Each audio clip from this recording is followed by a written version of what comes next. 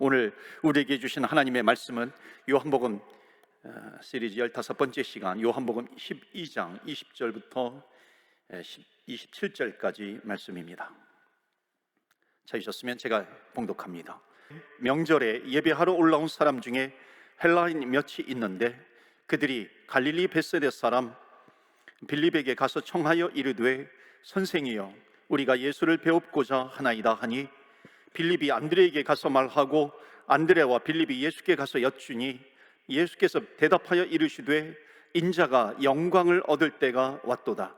내가 진실로 진실로 너희에게 이르노니 한 알의 밀이 땅에 떨어져 죽지 아니하면 한 알 그대로 있고 죽으면 많은 열매를 맺느니라. 자기의 생명을 사랑하는 자는 잃어버릴 것이요 이 세상에서 자기의 생명을 미워하는 자는 영생하도록 보전하리라. 사람이 나를 섬기려면 나를 따르라. 나 있는 곳에 나를 섬기는 자도 거기 있으리니 사람이 나를 섬기면 내 아버지께서 그를 귀히 여기시리라. 27절 말씀 다 같이 합독하겠습니다. 지금 내 마음이 괴로우니 무슨 말을 하리요? 아버지여 나를 구원하여 이때를 면하게 하여 주옵소서. 그러나 내가 이를 위하여 이때에 왔나이다. 아멘. 하나님의 말씀입니다. 오늘도 하나님의 말씀에 은혜 받으시고 새 힘을 얻으시고 또 한 주간 승리하시기를 축원합니다. 많은 수학의 공식들이 있습니다. 그렇죠? 시험을 볼 때 이 공식들을 다 알고 있는 사람이 시험을 칠 때는 뭐 10문제가 나왔든지 100문제가 나왔든지 그것을 잘 풀 수 있을 겁니다. 왜냐하면 그 내가 알고 있는 공식에다가 대입을 하면 됩니다. 그런데 공식을 몰라요? 그러면 시간이 1시간 주어졌든지 또는 뭐 2시간 주어졌든지 1번부터 막히는 겁니다. 왜냐하면 공식을 내가 모르는 거죠. 그러다 보면 찍습니다. 그래서 알고 찍는 것이 아니라 모르고 찍는 겁니다. 그럼 이게 맞았는지 틀렸는지 모르는 거죠. 맞을 수도 있고 틀릴 수도 있는 거죠. 그런데 맞았는지 틀렸는지 나도 잘 모릅니다. 믿음의 공식이 있어요. 우리가 신앙생활을 해 나아갈 때 믿음의 공식이 있는데 어떤 문제를 만나든지 사단은 자꾸만 우리에게 문제를 넣어주잖아요. 문제를 만나게 합니다. 뭐 재정적인 문제, 가정의 문제, 또 여러 가지 뭐 비즈니스에 대한 일터에 대한 문제, 또는 어떤 문제이든지 건강의 문제, 자꾸만 문제를 만나게 합니다. 그런데 그 문제를 만났을 때에 믿음의 공식을 가지고 있는 사람과 그렇지 못한 사람은 차이가 있다는 겁니다. 믿음의 공식을 가지고 있는 사람은 그 어떤 문제를 만난다 할지라도 그 공식에 대입해 보면 돼요. 그러면 그 문제를 만난다 할지라도 이길 수 있는 겁니다. 이기고 또 이기고 그러면서 그리스도의 장성한 분량에까지 이룰 수 있는 우리의 신앙생활, 우리의 신앙이 될 수 있다는 겁니다. 그런데 공식을 알지 못하면 내가 지금 이기고 있는 건지 너는 이게 지금 잘하고 있는 건지 잘 모르잖아요. 그렇기 때문에 우리는 얼마나 우리에게 주시는 그 믿음의 공식이 있는데 그것을 붙잡아야 할 것인가 하는 겁니다. 그래서 오늘 믿음의 공식이라고 하는 제목을 가지고 요한복음 시리즈 15번째 시간에 이 말씀을 전하도록 하겠습니다. 여러분, 오늘 믿음의 공식이 있어요. 어떤 문제를 만난다 할지라도 믿음의 공식을 가지고서 그 믿음의 공식에 어떤 문제든지 내가 만날 문제든지 그것을 대입해 보시면은 반드시 하나님께서 역사하시는 것을 깨닫게 될 겁니다. 그래서 넘어가지 못할 문제가 없다라고 하는 것을 확신하시고 오늘 말씀에 귀를 기울이시고 또 말씀에 은혜 받는 이 시간이 되기를 축원합니다. 아멘. 믿음의 공식 첫 번째가 있어요. 여러분 한번 이 문제를 풀어보시겠어요? 한번 보여주세요. 2 플러스 5, 2 더하기 5는 답이 뭘까요? 7이라고 하면 제가 이 문제를 냈겠습니까? 7이라는 대답을 제가 원하면 이런 문제 절대 되지 않죠. 뭔가 다른 문제가 있어요. 답은 뭔지 아십니까? 한번 보여주시겠어요? 2 플러스 5는 뭡니까 답이? 5000 플러스 12, 이게 뭐죠? 눈치가 빠른 사람은 아마 바로 아셨을 겁니다. 2 플러스 5는 뭐냐면 오병이어예요. 그래서 물고기 2마리, 보리떡 5개, 이거를 가지고 내가 붙들고 있지 않고 내가 주님께 바쳤더니 5,000명이 먹고 12광주리가 남는 역사가 있었더라라고 하는 겁니다. 그러니까는 아무리 적은 양이라 할지라도 믿음의 공식 첫 번째가 뭔지 아십니까? 2 플러스 5, 오병이어, 물고기 2마리, 보리떡 5개, 이것을 내가 쥐고 있으면요 7밖에 되지 않습니다. 그럼 하나님의 역사가 있지 않죠. 그런데 이것을 주께 드렸더니 놀라운 풍성한 역사가 있었다는 겁니다. 그런데 이렇게 얘기할 수 있어요. 주님, 아니 목사님, 지금 내 사정을 뻔히 알고 있는데 뭘 내놓으라고 합니까? 내가 지금 시간이 없는데 시간이 없는 줄 알면서 무슨 시간을 내라고 하시나요? 무슨 돈이 없는 줄 알면서 무슨 돈을 내라고 하시나요? 무슨 내가 재능이 없는데 재능이 없는 줄 아시면서 무슨 재능을 바치라고 그렇게 합니까? 여러분 2 플러스 5만 붙들고 사면은요 7밖에 안 돼요. 7만 붙들고 사는 겁니다. 그러면 거기에 주님의 도우심이 있을까요? 주님의 도우심과 역사하심이 없다는 거예요. 그런데 7밖에 안 되는 인생이라도 내가 이것을 주님께 드립니다. 오병이어를 가지고 있는 소년의 심정처럼 내가 이것을 주님께 드립니다. 그러면은 5천 플러스 12의 인생을 살아간다는 것입니다. 5천 명이 먹고도 12강줄이 남는 그런 인생을 살아가는 겁니다. 그렇기 때문에 사랑하는 성도 여러분, 우리가 신앙생활을 할 때 믿음의 공식을 사용하십시오. 어떤 문제를 만나든지 믿음의 공식에 대입을 하시는 겁니다. 내가 하나님 앞에 인색할 때 이 공식을 생각하세요. 내가 두려워요, 내가 불안해요, 내 인생이 이걸로 끝나는 것 아닌가? 그럴 때가 있습니까? 여러분 믿음의 공식에 대입을 하시기를 바랍니다. 믿음의 공식을 생각하세요. 2 플러스 5는 5천 플러스 12입니다. 내가 가진 것 비록 물고기 2마리에 보리떡 5개예요. 이것 합치면 7개밖에 되지 않지만 주님의 손에 올려드릴 때에 주님께서 역사하시면 5천 플러스 12가 된다는 겁니다. 여러분 기도가 뭐예요? 내가 붙들고 있으면 2 플러스 5, 7밖에 되지 않습니다. 그런데 기도라고 하는 것은 뭐냐면 주님의 능력의 손에 올려드리는 겁니다. 그러니까 기도할 때 그 기도의 제목이 주님의 손에 올라가니까는 내 관점이 아니라 주님의 관점, 내 능력이 아니라 주님의 능력으로 이루어지는 것입니다. 그래서 풍성한 하나님의 역사, 도우심이 나타나게 되는 겁니다. 그래서 여러분 믿음의 공식을 가지면 반드시 승리하게 되어 있어요. 근데 그 승리는 내가 이루는 것인가요? 아니죠. 주님의 능력의 손에 바치기 때문에 주님의 능력의 손으로 그것을 붙들고 일하시기 때문에 승리가 있다는 것입니다. 또 하나 믿음의 공식이 있어요. 한번 답해 보시겠어요? 1-1 이것은 뭔가요? 절대 제로라고 대답하는 사람 아마 없으실 거예요. 그렇죠? 제로의 답을 요구하면 제가 이 문제를 냈겠습니까? 정답은 뭐냐면 이겁니다. 1-1은 200이에요. 왜 1-1이 200이 되는 그런 믿음의 공식이 될까요? 이게 오늘 본문의 말씀 요한복음 12장 24절 말씀입니다. 한번 보시겠어요?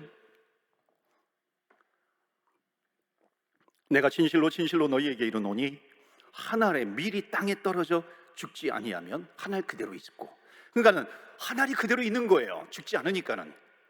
그런데 그 일이 있어요. 그런데 뭐라 그래요? 거기 죽으면 뭐냐면 일이 그다음에 죽으면 마이너스 1이 되는 거예요. 하나가 있는데 하나가 죽어버리면 1-1이 되는 건데, 그러면 많은 열매를 맺느니라 그랬어요. 많은 열매를 맺느니라 그랬는데 왜 200인가? 제가 인터넷으로 한번 찾아봤어요. 인터넷에서 찾아봐가지고 한 알의 밀이 떨어지면 열매를 어떻게 맺는가 찾아봤더니 어떤 거는 뭐 10, 어떤 거는 40 이렇게 돼 있다가 보니까는 이게 다 합쳐져가지고 한 알의 밀에서 200개의 열매가 나온다는 겁니다. 1-1은 그래서 200이에요. 오늘 우리가 나누어야 될 한번 이 믿음의 공식입니다. 저는 이렇게 생각해요. 1-은 200의 열매가 있는데 이 공식이 주는 첫 번째 의미가 있습니다. 그것은 뭐냐면 이 200이라고 하는 것은 열매인데, 내가 태어나서 주님께서 나를 내 인생 부르시는 그날까지 내가 신앙생활하면서 200의 열매는 맺어야 되는 것 아닌 것인가? 다른 말로 하면 여러분 평생토록 신앙생활을 하시면서 200명은 전도하시고 천국 가시길 바랍니다. 믿으세요? 200명은 전도하는 겁니다. 200명의 영혼을 구원하고 내가 천국에 가는 거예요. 그러면 하나님께서 얼마나 기뻐하시겠어요? 이 1-1은 200입니다. 여러분 우리 교회가 밴쿠버에서 하나의 미랄이 되는 겁니다. 하나의 미랄이 되어서 죽어요. 그럼 1000명이 죽으면은요 얼마나 수많은 영혼들이 이 밴쿠버 땅에서 주님을 만나겠어요. 근사한 삶이죠. 열매를 맺는 삶입니다. 근사한 삶이죠. 또 하나가 있어요. 이 1-1, 200이라고 하는 이 공식에는 뭐가 담겨져 있냐면 하나의 미랄이 땅에 떨어져 죽으면 많은 열매를 맺는다. 이거는 예수님께서 그 앞에 이제 내용 제자들에게 하시고 그 주변에 있는 사람들에게 하신 것인데요, 이 말씀의 의미는 예수님 당신을 가리키면서 하신 거예요. 하나의 밀이 떨어져 땅에 떨어져 죽으면 많은 열매를 맺게 된다. 그런데 이게 문장으로는 마저 이해가 되는데 이게 무슨 뜻인지 모르겠는 겁니다. 어떤 의미가 여기에 담겨져 있는지 모르는 거예요. 그래서 예수님께서 설명해 주시는 것이 그 다음 절입니다. 25절이에요. 25절 보실까요? 다 같이 읽어보겠습니다. 시작. 자기의 생명을 사랑하는 자는 이 세상에서 자기의 생명을 미워하는 자는 영생하도록 보전하리라. 아멘. 거기 보시면 자기의 생명을 미워한다라고 하는 것은 자기의 생명을 학대해라, 자학하라, 이게 아니죠. 하나님을 더 사랑하라라고 하는 겁니다. 그러면서 자기의 생명을 사랑하는 자는 잃어버릴 것이요, 그러니까 밀 한 알이 떨어져서 그대로 있으면 아무런 열매가 없다는 겁니다. 자기의 생명을 미워하는 자는 영생하도록 보존하리라. 이것이 무엇인가요? 자기를 미워하여 자기를 헌신의 제물로 드리면은 하나님께서 많은 열매를 맺게 할 것이다 라고 하는 겁니다. 여러분, 공식이라고 하는 것은 어디에서나 통하는 게 공식이죠. 여기에서는 통하는데 저기 한국에 가면 통하지 않아요? 그건 공식이 아니죠. 공식은 한국에서도 통하고 여기에서도 통하고 미국에 가서도 통하고 심지어 저기 히말라야 산자락이 아주 조그만 잘 알지도 못하는 그런 마을에서도 그 공식은 적용이 돼야 되는 것이죠. 그게 공식인 겁니다. 자, 그러고 보면요, 우리 기독교는 정말 희한해요. 희한한 종교입니다. 왜냐하면 세상에 원래 세상의 사람들은요 바둥바둥거리면서 살아가라 그래, 승리하라 그래요. 그런데 기독교는 죽으라고 합니다. 아니, 인생이 뭡니까? 양육강식 아니에요. 내가 승리하기 위해서 내가 강해져야 되는 겁니다. 어찌 보면 남이 죽어야 내가 사는 것인데 이게 세상의 양육강식의 원리 아닙니까? 어찌 보면 내가 승리하기 위해서, 내가 성공하기 위해서 때로는 또 밟아야 돼요. 그게 양육강식 아니겠습니까? 그런데 기독교는 죽으라 그럽니다. 한 알의 밀이 땅에 떨어져 죽으라 그래요. 그러고 보니 예수님께서 이 땅에 오신 이유가 뭐냐면 죽으러 오신 겁니다. 인자가 온 것은 양으로 생명을 얻게 하기 위해서, 그 다음에 뭐라 그래요? 많은 사람의 대속물로 주기 위해서 왔다. 대속물이 뭡니까? 죽기 위해서 오셨다는 겁니다. 예수님은 죽기 위해서 오셨다는 겁니다. 그러니까 예수님께서 이 땅에 오신 목적이 뭐예요? 십자가에서 죽으시는 겁니다. 이게 예수님께서 말씀하신 거죠. 그런데 여러분, 공식은 뭐예요? 예수님에게 적용이 됐으면 우리에게도 적용이 되는 겁니다. 이게 공식이죠. 예수님에게만 적용이 되고 우리에게는 적용이 되지 않아요? 그렇지 않습니다. 예수님은 그래서 뭐라고 하냐면은 나를 따르는 자, 누구든지 나를 따라오려거든 뭐라 그럽니까? 자기를 부인하고 자기 십자가를 지고 나를 따라와야 된다는 겁니다. 예수님께서 이 땅에 오신 것은 십자가에 죽기 위해서 오셨습니다. 그런데 그것은 나뿐만이 아니라 너희들도 너희 자신을 부인하고 십자가를 지고 나를 따라야 한다는 겁니다. 여러분, 예수님 믿으십니까?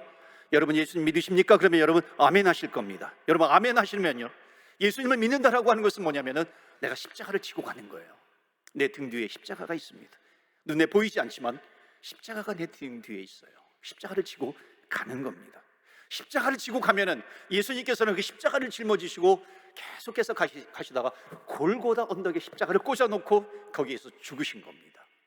예수님께서는 이 땅에 죽으러 오신 거죠. 여러분, 사명을 발견한 사람은 죽습니다. 사명을 발견한 사람은 십자가를 지고 가요. 십자가를 지고 가다가 사명을 발견한 사람은 사명의 땅을 발견하면 정말 내가 여기에서 감화감동받아요. 감격해요. 그래서 나는 여기서 죽겠다 그러지 않습니까? 사명 발견한 사람입니다. 여러분, 그게 선교사에게는 선교지가 될 수 있는 것이고요, 목사에게는 목회지가 될 수 있는 것이고, 교사에게는 교실이 될 수 있는 것이죠. 속회 인도자에게는 속회가, 속장에게는 속회 인도자에게 속회가 될 수 있고, 선교회장에게 선교회가 될 수 있는 겁니다. 거기에서 사명을 발견하면 내가 십자가를 지고 가다 거기에다가 꽂는 거예요. 그리고 내가 거기에서 죽는 겁니다. 감화 감동 받으면 내가 죽을 수 있는 것이죠. 가슴이 이렇게 막 떨려옵니다. 가슴이 떨려오는 그런 사명을 발견할 때, 그런 사명 발견하셨습니까? 그러면 내가 내 십자가를 짊어지고 내가 십자가를 지고 그 사명의 땅에 그것을 받고 내가 거기서 죽는 거예요. 십자가는, 기독교는 십자가의 종교라 그러잖아요. 십자가의 종교는 무엇입니까? 죽는 겁니다. 그런데 죽고 끝나나요? 아니죠. 죽으니까 부활합니다. 살려주세요, 하나님께서. 그러니까 죽으니 살아나는 겁니다. 다른 말로 하면 죽어야 사는 거예요. 죽지 않았는데 사는 일은 절대로 없습니다. 죽으면 산다는 것이죠. 여러분, 이것을 적용할 수 있습니다. 가만 보면요, 아주 활기찬 가정이 있어요. 사랑이 넘치는 가정이 있어요. 일할 맛이 나는 그런 기업도 있잖아요. 부흥하는 교회가 있어요. 그것에 공통점이 있습니다. 그것은 뭐냐면은 그 공동체가 살기 위해서 반드시 죽는 사람이 있다는 겁니다. 그 공동체 안에 죽는 사람이 있어요. 십자가를 지는 사람이 있어야 그 나머지 사람들이 살아나는 겁니다. 이거는 어디에서나 통하는 공식이에요. 복음이 들어간 곳에 어디에서나 통하는 겁니다. 어디에서든지 죽는 사람 한 사람이 있으면은 그 사람 때문에 다른 사람이 살아나는 겁니다. 여러분, 성경의 역사가 그렇습니다. 성경의 역사를 보면은 우리 여러분 지금 성경 통독하시는 분들, 하루하루 따라가시는 분들은 아마 민수기 하실 겁니다. 레위기 지나서 민수기 하실 때 조금 지나가면 열왕기 상하를 만나게 됩니다. 그러면 그때는 이스라엘이 북왕국과 남왕국으로 나뉘어져요. 그런데 북왕국에 아주 악명 높은 커플이 있었어요. 왕과 그 왕비, 가장 악명 높은 왕으로 꼽히는 아합 왕이 있습니다. 그리고 그 안에 이세벨이 있어요. 여러분, 남편이 굉장히 못됐으면요, 좋은 아내 만나면은요, 그래도 좋은 아내 말을 듣기 때문에 어느 정도 살아날 수 있어요. 아합이 굉장히 못된 왕이거든요. 근데 좋은 아내를 만나면 좀 될 텐데 그 말을 들으면서, 그런데 더 못된 아내를 만난 겁니다. 그게 누구냐면 이세벨이에요. 이세벨이 들어왔을 때에 이 북이스라엘은 완전히 암흑천지가 되어버립니다. 캄캄해져요. 선지자들을 죽입니다. 살겠다고 도망하는 사람 더 달려가서 죽여요. 그런데 그때에 피하지 않고 내가 죽겠다 하면서 나타났던 한 선지자가 있었으니 그 선지자가 누구냐면 엘리야 선지자입니다. 내가 죽겠다고 나서니까는 하나님께서 하늘의 문을 열어주시고 불을 내려주시는 겁니다. 제단을 활활 태워주시는 것이죠. 죽는 사람 한 사람이 있었기 때문에 그 나라가 사는 겁니다. 여러분, 다윗도 마찬가지죠. 블레셋과 전쟁을 하는데 골리앗 앞에서 모든 군사들이 다 벌벌 떨고 있어요. 그때 나 죽겠다 하고 나섰던 다윗이 있으니까 그 나라를 살려주시는 겁니다. 이스라엘이 유다가 이제 포로로 끌려가요. 포로로 끌려갔을 때 바벨론의 포로로 끌려가는데 나중에 페르시아 바사 왕국이 이제 지배를 하게 됩니다. 그때 하만이라고 하는 사람의 그 계략에 의해 가지고 유대인들이 다 몰살당할 그런 위기에 처하게 되었습니다. 그때 죽으면 죽으리라 하고 나섰던, 죽고자 하는 한 여인이 있었으니 그 여인은 에스더예요. 에스더가 죽으면 죽으리라 하고 나서니까는 살아나는 겁니다. 그 공동체를 살려 주신 거예요. 여러분, 한 사람이 가정에서 죽겠다 그러면 그 가정은 살아나는 것입니다. 회사에서 한 사람이 죽겠다 그러면 회사는 살아나는 것입니다. 교회가 그렇게 되면 교회가 살아나는 것입니다. 여러분, 가정이 왜 지옥인 줄 아십니까? 맨날 가정 안에서 한 사람이 안 죽어서 그래요. 그러니까 먼저 죽으면 되는데 너가 먼저 죽어라, 서로에게 죽으라고 얘기합니다. 그러니까 계속해서 전쟁터가 되는 거죠. 그게 부부간의 관계가 되었던지, 부모와 또 자녀 간의 관계가 되었던지, 고부 간의 관계가 되었던지요, 가정 안에서 한 사람만 십자가를 지고 죽으면 반드시 그 가정은 평안이 오게 됩니다. 왠 줄 아세요? 여러분, 시체하고 싸워본 적이 있으십니까? 여러분, 시체하고 싸우는 사람은 절대 없습니다. 여러분, 시체는 죽었어요. 시체하고는 왜 안 싸워요? 시체는 죽은 겁니다.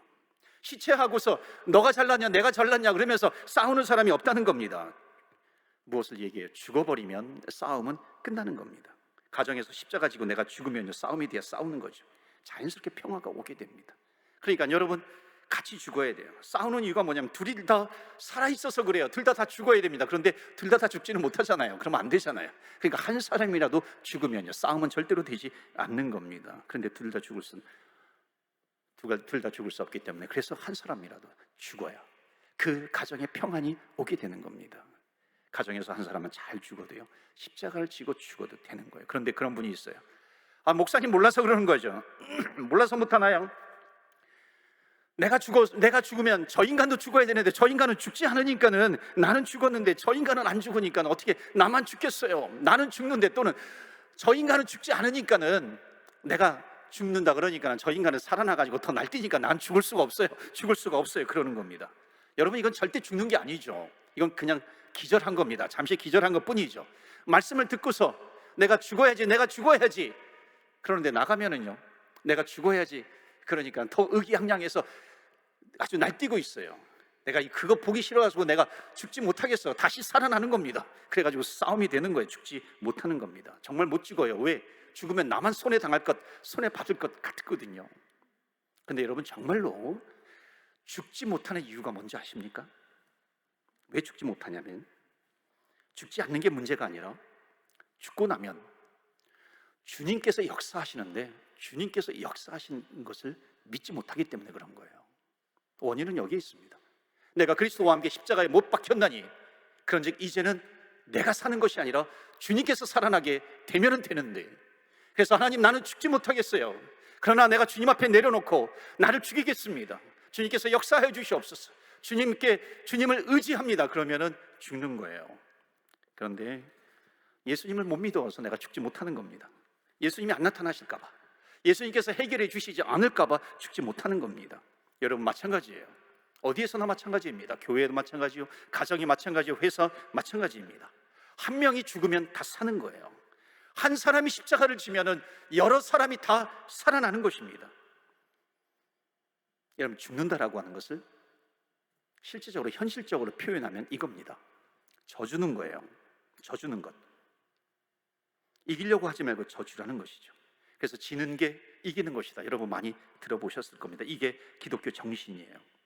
여러분 정말 아름다운 공동체가 되려면 져주는 사람이 많아야 돼요. 그건 교회도 마찬가지고 가정도 마찬가지입니다. 어느 공동체이든지 마찬가지예요.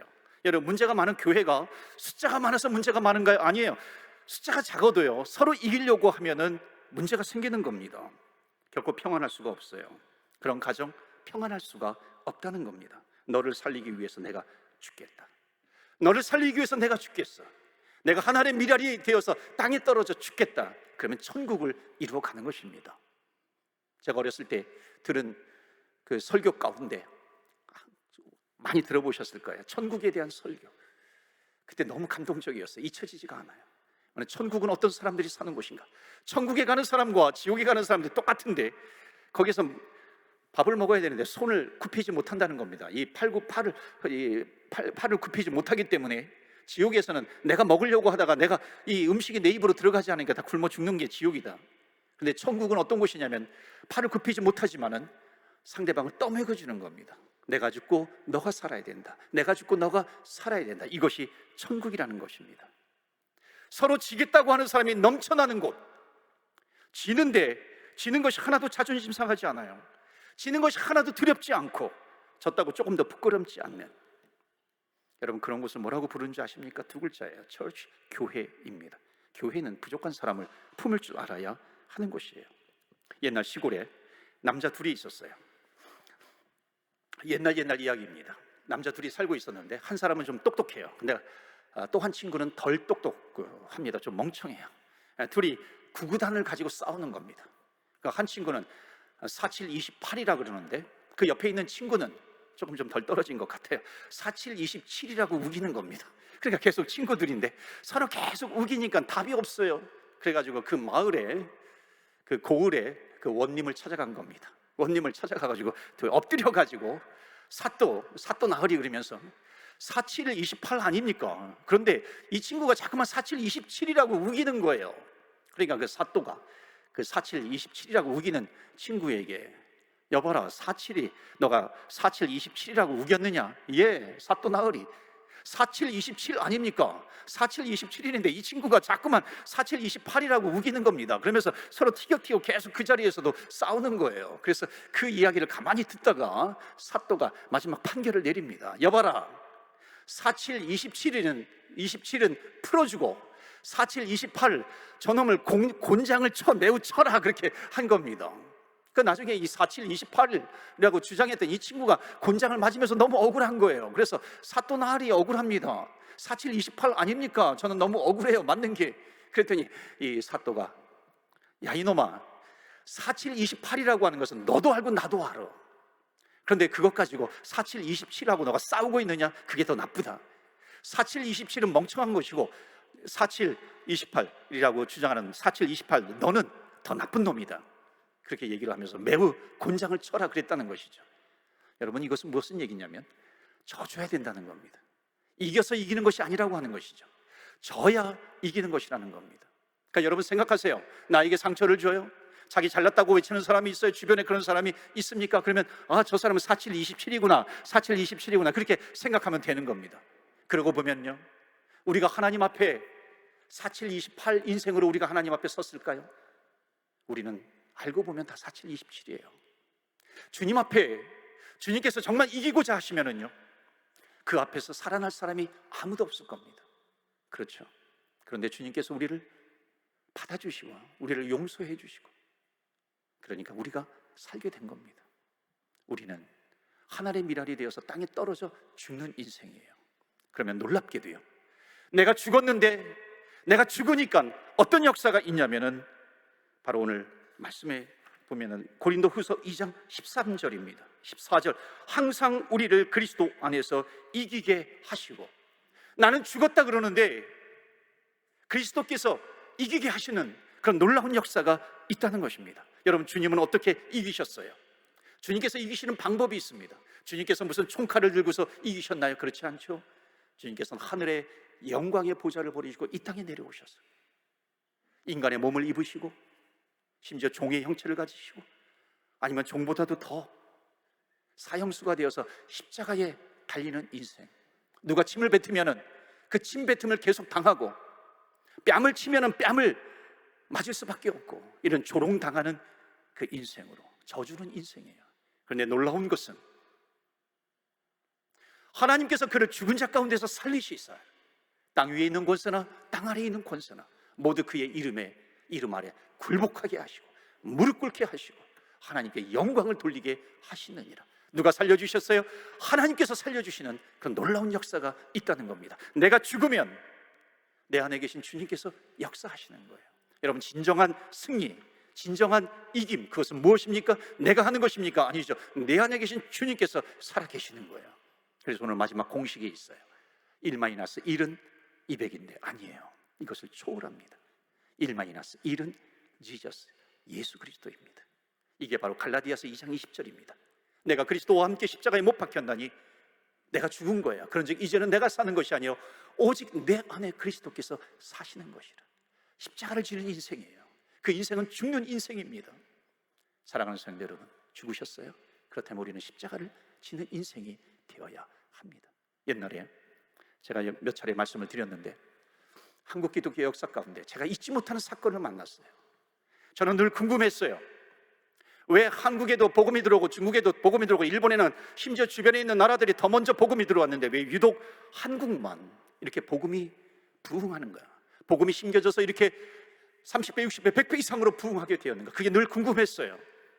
근데 공부하다가 너무나도 정말 기막힌 사건을 제가 보게 되었습니다. 그것은 뭐냐면, 한국이라고 하는 나라는 다른 나라하고 다르게 대부분의 나라는 선교사가 복음을 가지고 들어가서 복음을 심습니다. 그런데 한국의 기독교 역사는 그렇지 않아요.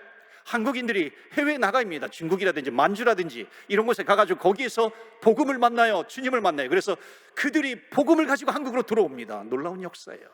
세상에 이런 나라는 단 두 나라밖에 없습니다. 로마와 한국밖에 없어요. 복음을 가지고 들어와요. 그래서 그 복음을 통해서 이 평양 옆에 소래라고 하는 마을의 신앙 공동체가 생깁니다. 거기에서 모여가지고 말씀을 읽고 묵상하고 찬양하고 기도하는 역사가 있었어요. 근데 목사님은 안 계세요. 근데 잠시 있다가 어느 정도 있다가 나누중에 이 서울에 정동에 선교사님이 들어오셨다는, 목사님이 들어오셨다는 이야기를 들어요. 얼마나 반가웠겠어요. 언더우드 선교사님과 아펜셀러 그 유명한 그 선교사님이 거기에 들어와 있습니다. 이제 우리도 세례를 받을 수 있겠구나. 그래서 세례를 요청합니다. 여기 와서 세례를 좀 베풀어 주세요. 그런데 그 당시에는 그 외국인들의 10km를 넘을 수가 없어요. 허락을 받아야 돼요. 그런데 오지 않았어요. 그래서 어떻게 하냐면 그 소래에 있는 공동체 사람들이 대거 이 서울 이 정동으로 오게 됩니다. 그래서 언더우드 선교사님 앞에 서가지고 우리에게 세례를 베풀어 주세요. 우리는 이렇게 신앙생활을 해왔습니다. 그때 언더우드 선교사님이 바로 세례를 주시는 것이 아니라, 우리가 당신의 무엇을 보고서 세례를 베풀 수 있겠는가, 여기에서 같이 신앙생활을 하다가 때가 되면 세례를 베풀겠다 그랬어요. 그랬더니 그 자리에서 그들이 다 옷을 벗고 뒤로 돌아섭니다. 돌아섰더니 그들의 등에는 인도로 지진 십자가가 다 새겨져 있는 겁니다. 등에 인도로 지진 십자가. 내가 예수님을 만나고 예수님을 믿는 그 순간부터 우리는 십자가를 짊어지고 살았습니다. 나는 죽었고 주님이 사는 그런 인생을 살게 되었습니다. 거기에 감동을 받아서 거기서 세례를 베풀게 되고, 그 사람들이 거기에 남아서 세운 교회가 한국의 최초의 장로교회, 세문안교회, 이런 그 이후에 계속해서 우리 기독교가 부흥하게 되는 놀라운 역사가 있었습니다. 사랑하는 성도 여러분, 아무리 비루한 인생을 산다 할지라도, 아무리 남루한 인생을 산다 할지라도요, 여러분, 우리에게는 누가 계세요? 예수 그리스도. 나는 죽고 예수 그리스도가 내 안에 살아계시는 겁니다. 주님이 내 안에 살아계시면 나는 무엇으로 살아가는 것인가? 주님의 능력으로 살아가는 것이고 하나님의 말씀을 붙들고 살아가게 되는 것입니다. 그렇다면 성경에 뭐라고 얘기해요? 그런 사람을 아무리 근심이 있는 자 같으나 항상 기뻐하는 자가 되는 것입니다. 왜? 주님이 내 안에 계시기 때문에. 나는 가난한 자 같으나 모든 사람들을 오히려 부욕해 주는 사람이 되는 것입니다. 나는 모든 것을 잃어버린 자 같으나 모든 것을 소유한 하나님의 자녀. 왜? 주님께서 내 안에 계시기 때문에. 그래서 나는 죽을 수 있는 것입니다. 그래서 주님께서 말씀하시죠. 내 안에 계신 주님께서 담대하라, 환난을 당하나 담대하라, 내가 세상을 이기었노라. 예수님께서 우리에게 말씀하십니다. 우리가 어떻게 세상을 이길 수 있어요? 나로는 안 돼요. 내가 살아서는 안 된다는 것입니다. 주님께서 내 안에 계시고 나는 죽고 주님이 살아날 때 진정한 승리가 있게 되는 것입니다. 사랑하는 성도 여러분, 저와 여러분 죽으셨습니까? 한번 우리 옆에 분하고 인사하시겠어요? 인사하실 때 이렇게 인사하십니다. 두 가지 제가 인사법을 드리겠는데 여러분 하나를 선택하시는 거예요. 추수하세요. 하나는 뭐냐면 너가 죽어라 이렇게 얘기하는 거고요. 두 번째로는 내가 죽겠습니다. 자, 하나 선택하셔가지고 인사하세요. 시작. 옆에 분하고 인사하세요. 예. 웃음꽃이 피는 거 보니까는 내가 죽겠습니다 그런 것 같아요. 내가 죽으면 살아나는 겁니다. 내가 죽음으로 말미암아, 십자가를 지음으로 말미암아 여러분이 속한 공동체 살아나시기를 바랍니다. 왜냐하면 내가 죽으면 그때부터 주님께서 역사하십니다. 주님께서 일하세요. 주님께서 승리하시는 한 주간이 되시기를 주의 이름으로 축원합니다. 아멘. 예수님 주님이시라고 그랬어요. 우리의 주입니다. 내 안에 주님께서 계세요. 내가 죽으면 예수님이 살아나십니다. 이 시간에 우리 기도하지 않겠습니까? 하나님, 내가 죽겠습니다. 내가 있는 공동체, 내가 있는 곳에서 내가 먼저 십자가 지고 내가 먼저 죽겠습니다. 그러면 주님이 살아나시는 겁니다. 주님께서 다스리시는 겁니다. 주님의 축복이, 주님께서 주시는 놀라운 복이 임하게 되는 것입니다. 하나님, 그러기 위해서 내가 죽기를 원합니다. 우리 한번 합심해서 기도하겠습니다. 주의 이름에 능력이 있습니다. 주여, 주의 이름 부르며 기도하며 나아갑니다.